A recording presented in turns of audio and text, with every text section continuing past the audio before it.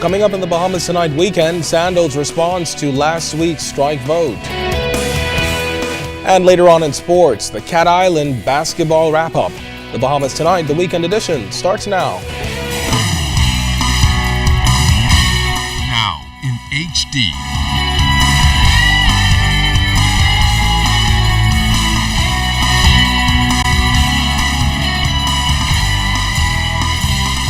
ZNS Network presents The Bahamas Tonight. This portion of the news brought to you by BTC Every Day. Good evening, everyone, and welcome to the weekend edition of the Bahamas Tonight. I'm Kendino Knowles. Thanks so much for tuning in. Our top story this Sunday: a Cuban fishing vessel with 6 Cubans on board was apprehended by the Royal Bahamas Defense Force for illegal foreign fishing, possession of sharks, and long-line fishing apparatus in Bahamian waters. We're told by authorities that HMBS Nassau was on routine patrol on the Great Bahama Bank when a 50-foot Cuban vessel was intercepted approximately 87 miles southwest of Ragged Island.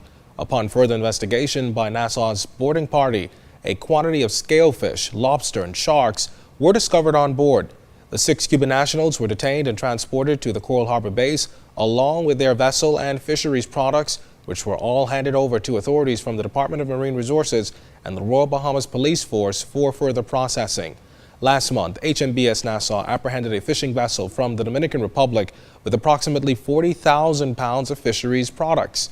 The captain and 17 crew members were found guilty on fishing illegally in Bahamian waters and were fined some $96,000. The Dominican vessel was also confiscated. Police need your help tonight in solving 2 overnight shootings that have left 2 men fighting for their lives in hospital. Police say shortly before midnight on Saturday, a man was at a party on Savannah Drive in Marathon Estates when the occupants of a dark vehicle pulled up and reportedly shot him in the foot before speeding off. The victim was taken to hospital where he's listed in stable condition.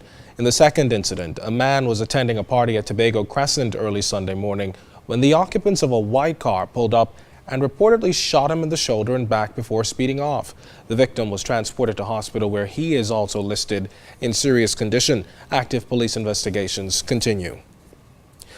Well, now to news from the labor front. Management of Sandals Resorts International say they are astonished by what they're calling the Bahamas Hotel and Maintenance Allied Workers Union's ongoing efforts to destabilize the resort's 720-strong workforce and undermine its efforts to drive tourism in the Bahamas.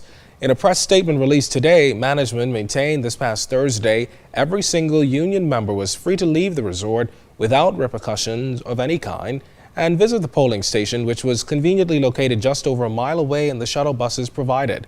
However, resort management says despite the hyped-up union rhetoric claiming victory and their attempts to paint a false picture of a disgruntled and downtrodden workforce, they would like to reiterate that those 187 voting to strike represent only 25% of the workforce, with the vast majority happy to remain at a workplace they themselves have proudly pushed to the pinnacle of the global tourism industry.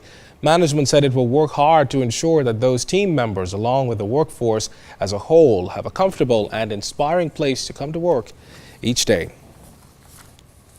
In other news tonight, in addition to lobbying for an increase in the current minimum wage, head of the National Congress of Trade Unions, John Pinder, is asking for government to repeal a portion of the Employment Act, which he says puts workers at risk of victimization. It's the part of the act that speaks to the fact, or that gives, that is, the employer the right to settle ties with an employee without cause. To just wake up one morning and an employer looks at you and say, listen, I don't want you on my job no more. I can pay you in lieu of time and send you on your merry way. And I also believe that in a number of instances, business establishments, right around the point where an employee is now in a position to benefit some retirement or some gratuity, whatever it may be, it's a time when they choose to, you know what, let's cut ties with this guy right now.